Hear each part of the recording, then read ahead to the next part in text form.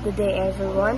So let's talk about the Filipino values and culture. So utang na loob or debt of gratitude. So an obligation to repay a person from whom one has received a favor.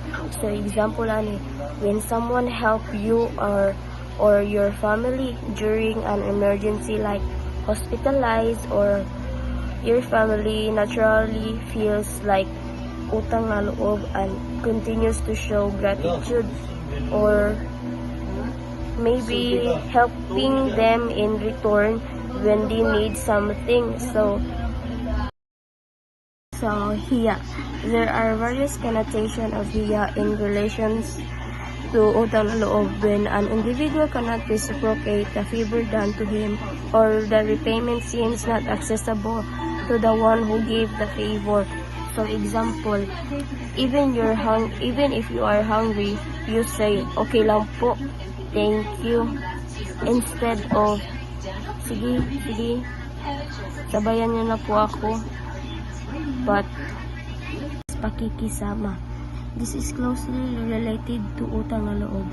It is the value of belongingness and loyalty to the small in group with sensitivity to the feelings of others. So example, even if your part is done, you help others to maintain harmony and teamwork.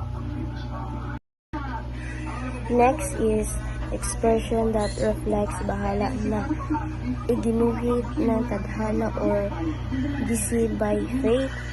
The next is example, malas or bad luck. Swerte is good luck, and chamba is undeserved success brought about by luck.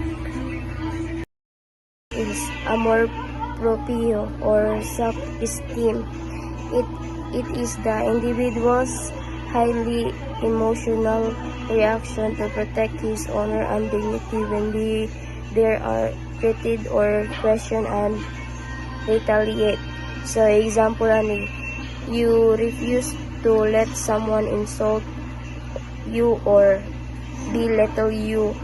You stand up for yourself because you respect your own worth. That's all. Thank you.